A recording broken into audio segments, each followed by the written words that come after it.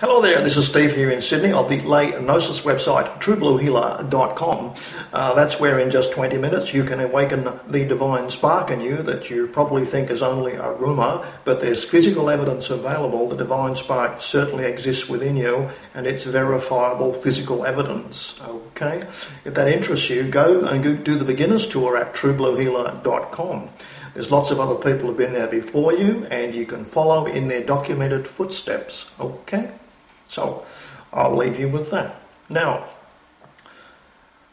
what I'm going to talk about today is a continuation of the previous video, which is about the predilections of certain ethnic groups to do, for want of a better phrase, unusual behaviours. Okay? That's to put it nicely. Okay? Been focusing on Jewish people who seem to inbreed themselves to be subversive, and they cheer each other on and make heroes out of their subversive community leaders, and everyone tries to emulate them. Bigger and bigger subversive schemes heroised by this ethnic group. So much of this seems to be genetic, because simple things that we do are far more genetic than we realise. So it's likely due to their inbreeding program, breeding only with themselves and each other, that sort of thing, and not outbreeding much at all. Just in average populations, I'm sure you know that some families, some people are genetically prone to suicide. We accept this. It's just the way things are. It's an unfortunate accident, some kind of problem somewhere in the genetic makeup of the family. And it's not uncommon to hear of families where 75% of them commit suicide. And you notice they have personalities which are suicidal too. Even though there's a change in their blood chemistry which is detectable if they have suicidal tendencies in some of these people. It's definitely genetic, and because it runs in families, and it affects even the way they speak. So, for example, you find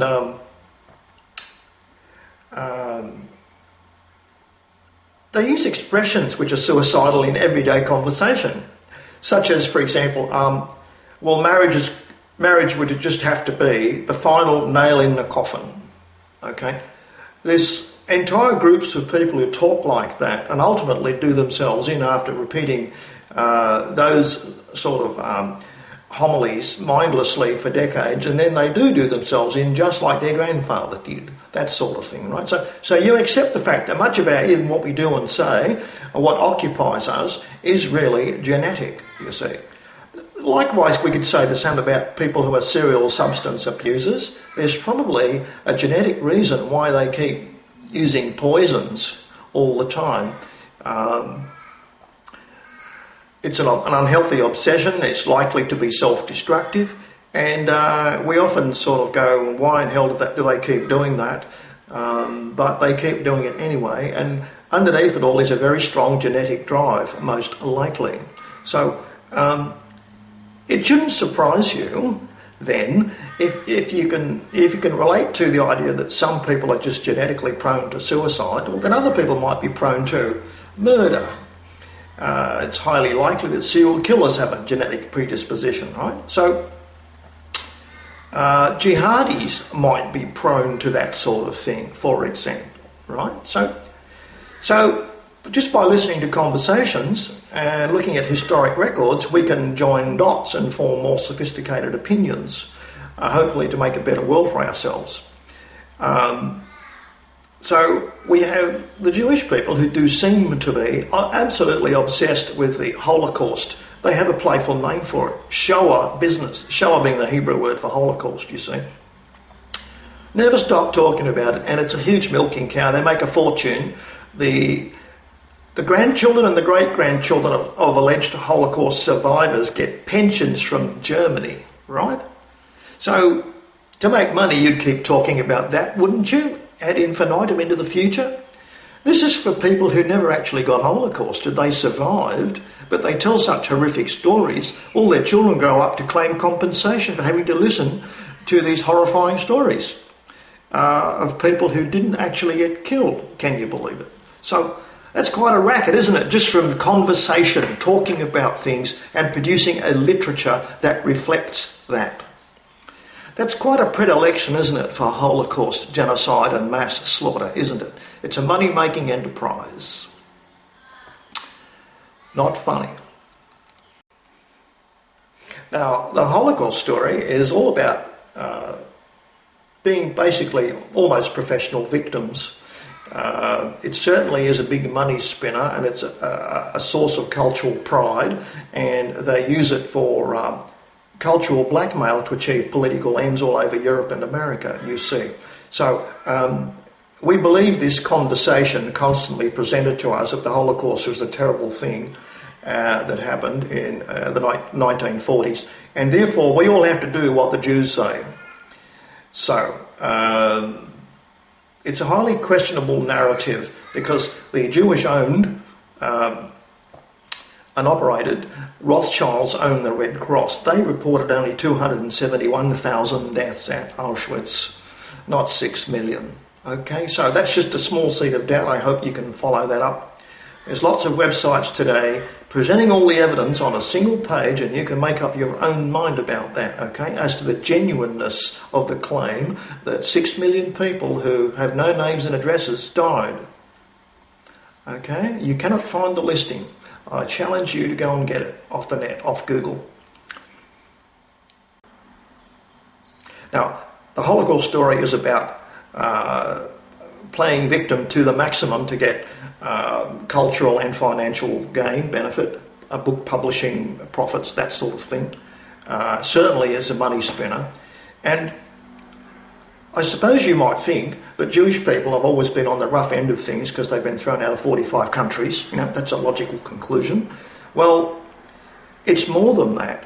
They actually seem to enjoy being on both sides of massacres and genocides, because Gilad Atzmon, I'm quoting here, points out that it's in the last 100 years, the 20th century, it's very difficult to find a massacre where Jewish people are not involved.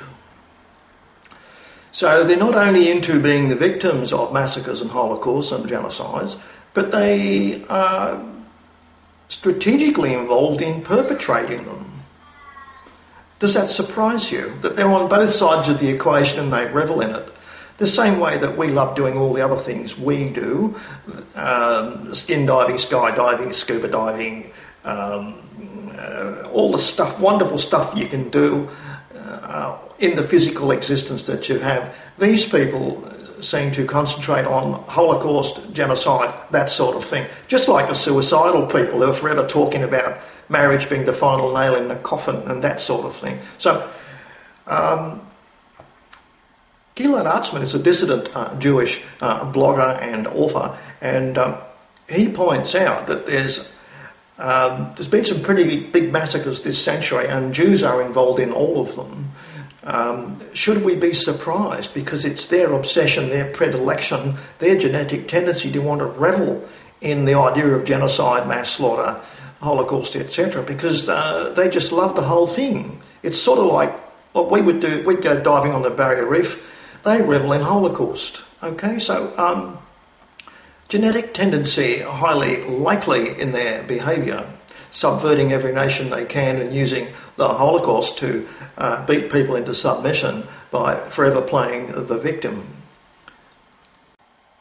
So this blog page by Gilad Atzmon is about turning the corollary around, the preoccupation with Holocaust, genocide and mass slaughter, and finding out where Jewish people have been the perpetrators, the people who carry out these things. They seem to be overly represented in the Armenian massacre of 1915 during World War I, where a whole lot of Armenian Christians were basically walked into a desert to kill them. Estimates range from 1 to 4 million, depending on which historian you read. And what happened was it was ostensibly done by Ottoman Turks, but the Jewish Encyclopedia boasts that many of them, the movers and the shakers for this massacre, were in fact crypto-Jews masquerading as Muslims. They've been swept into to live inside Islam because they had no choice but to live within Islam, because Islam invaded their countries centuries ago. So they stayed amongst the tide of Islam and decided while they were there they'd get rid of a few million Christians in 1915. That's been called the first great genocide of the 20th century. But it certainly wasn't the last, was it? When was the next one? Do you know? 1917 Bolshevik Revolution, the people doing that, the initial government set up was 80% Jewish. They were not Russian people at all. And the Russian Holocaust, which killed something like, estimates vary again, between 30 to 60 million people, jailed or shot or frozen to death in remote prisons, was really a massacre of Christians. Again, it's an anti-Christian massacre. Russia was the Orthodox Church, and Jewish people just have to undermine and subvert Christianity and white European civilization. There seems to be nothing else they do. We all have a good time in the physical. Jews plot subversion wherever they go. So the Russian Holocaust, 6 million alone were killed in the Holodomor, 1932, where Stalin starved 6 million kulak farmers to death because they wouldn't surrender their land to the Soviet government. So they were literally starved to death quite deliberately in the space of a few months. Jews formed the secret police, the Bolshevik secret police, which went through a variety of names, GRU, Cheka, NKVD, that sort of thing. But they're always the secret police, predominantly Jewish, and basically producing a hell on earth for Christians wherever they went. Okay? 30 to 60 million people may have died. It's estimated maybe a third of the population was jailed or killed by the Jewish secret police. Okay? So far the record's not very good, is it, for the 20th century? Well, it gets worse. Now, this is what Gilad Atzmon does. He says, pick a massacre anywhere and see if you can find Jewish involvement. Because of their predilection for it, it's likely you will find it. So, as a book comes out about of all things, the Rwandan massacre. Do you remember that, 1994? Tutsis and the Hutus went to war against each other. 500,000 on one side were killed by the other. Outsiders couldn't pick them apart. The only difference was the shape of their noses. Do you remember that? Well, now that would seem to be an isolated, completely intra-African thing, racism, tribal warfare in Africa, right? Well, absolutely not. There's a book out. I'll get the title for it. I have it on screen for you here.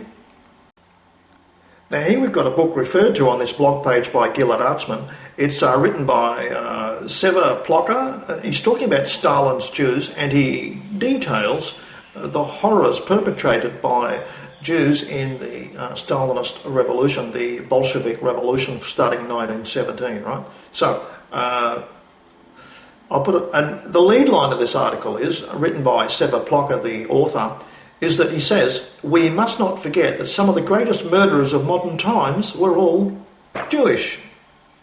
They're overly represented amongst mass murderers. Okay, so here we've got more evidence that people are just genetically made to do these gruesome things. So Gilad Atzmon here is talking about the Rwanda genocide, 1994. 500,000 people died. And what's that got to do with Israel? Well, unfortunately, it has a lot to do with Israel. You might think it was an isolated African event between warring tribes or something. One was a slave of the other, by the way, for hundreds of years. In modern times boiled over into some kind of violence. Now, there were large Israeli weapon shipments to Rwanda at the time, before, during and after this huge massacre. Do you remember the massacre? Do you remember, I think it was a French colonel who sent a fax to the United Nations that he could see weapons being stockpiled. He knew from all his intelligence reports that a huge massacre was coming, some kind of massive tribal war was coming. And the United Nations got the fax and just sat on it and did nothing. Do you remember that? Nobody got punished for answering the fax, nothing happens. It's only 500,000 Africans, that sort of attitude. Well, I'll put up, there's a lovely cartoon here showing the Israeli attitude to this massacre. What is wanted to be found out and what is being kept a secret is, via Freedom of Information Act, a journalist has spent years trying to get all the information out on what was the Israeli connection to the Rwandan massacre. And by that he wants to know delivery dockets, invoices, delivered to who, to what address, how much money was paid, who supplied them and why, who were the goods supplied to, or who assembled the weapons, who provided weapons training. These are all the kind of things to be found out by the Freedom of Information Act in Israel, you see. And guess what? It's an absolute closed state secret in Israel. The Freedom of Information request went right to the Supreme Court and was steadfastly refused at every level of the Israeli legal system. So, about the Rwandan massacre, Israel has numerous secrets that they just won't let out. Okay, so once again they're involved in Holocaust massacre, mass murder in vast numbers, and it's their predilection for such things which seems to take them there. One wonders about other massacres. I mean, it's all we ever hear about is Holocaust today and destruction and massacre and all that, and professional victimhood, but they seem to like being on the other side too. They certainly were in the Armenian massacre. They certainly did destroy the Soviet Union. The Christians of the Soviet Union far outnumbered anyone lost in the so-called Jewish Holocaust of the 1940s. So here we've got the Israelis, the Jewish people, who are supposed to be the professional victims, perpetrating it, certainly arming and supplying the perpetrators, and possibly supplying training. We don't really know. That is just speculation. But it's all a big secret. We can't get the invoices. We can't get who was in charge, who delivered what to where, that sort of thing. So if it's all legal and above board and fine, why would it be a secret? Very clearly, it's not socially acceptable, not legally acceptable. Otherwise, they'd let it all out, wouldn't they? And let the sunshine of daylight illuminate all the facts and figures on the situation. But so getting away with the genocide seems to be part of it. Part of the game is denial of the genocide afterwards. It's like the perfect crime. That's what it seems to be. Okay. So we've got here a lovely cartoon in the blog page, Gilad's blog page, where the Israeli Supreme Court Justice is sitting on a mountain of skulls, holding up his finger to his lips, like, shh, we got away with it. Don't tell anybody what we did. Keep it a big secret, right? That's the humorous, can I say humorous cartoon? Is it right to have any kind of humour about this? But that's the way it's represented, and it certainly is food for thought. And is more fuel to the belief that Israelis are preoccupied with genocide, homicide and Holocaust, and being on both sides of it. Gilad Atzmon goes as far as saying, can you find a genocide today in the last 100 years where the Jews are not involved? And he said, it's a mythology, it probably isn't true. Because he said, I mean, Israel sends weapons all over the world. They're in the Ukraine and all sorts of places, setting up bases there. All sorts of things. They're into mass killing, mass slaughter, genocide and Holocaust. It's their way of life. Something that isn't generally publicised. It's kept a secret because they want to keep getting away with it. So that's the subversiveness part of their behaviour. So Gilad Atzmon talks to another Bolshevik-type revolution thing which occurred in Spain in 1937. Do you remember General Franco? He attacked the Catholic monarchy of Spain. And guess what? There was an international brigade of people who came from all over the world who were concerned about the modern world and how it should be developed. And no less than a quarter of the international brigade were Jews.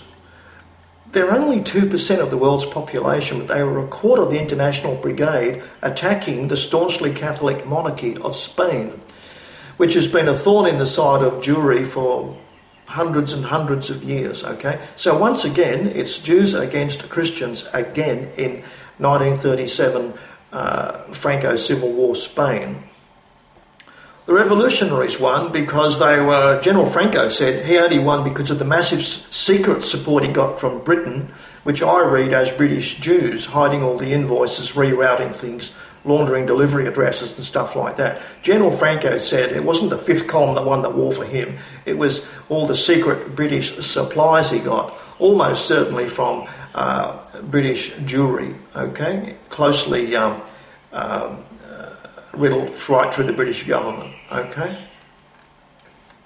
So can you see there, by joining the dots, you've got the Spanish Civil War, you've got the Russian Revolution, war against Catholics, war against Christians, the 37 Spanish Civil War, which is against the staunchly Roman Catholic Spaniards, and you've got the Armenian Massacre, which was massacre of Christians, 1915, okay? First genocide of the century, just to start the century off, okay?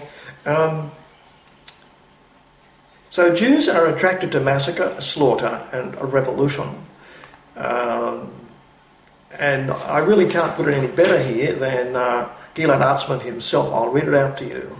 Here it is. I'm going to read it out to you verbatim. Gilad Atzmon says, "It would be encouraging to imagine a genocide that is totally free of any Jewish involvement.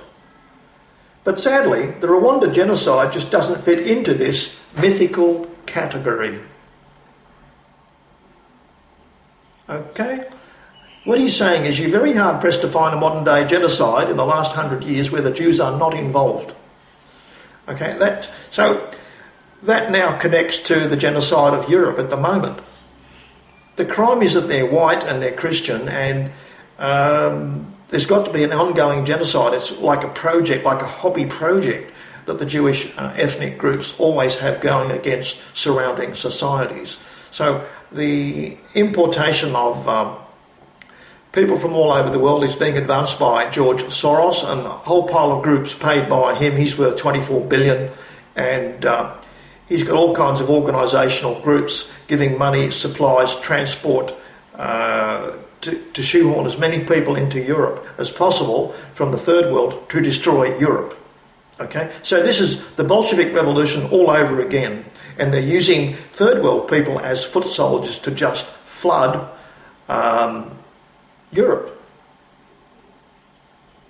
It's a historical continuation of their natural tendency to always be doing damage to large ethnic groups. Okay, so that's history lesson for today, boys and girls.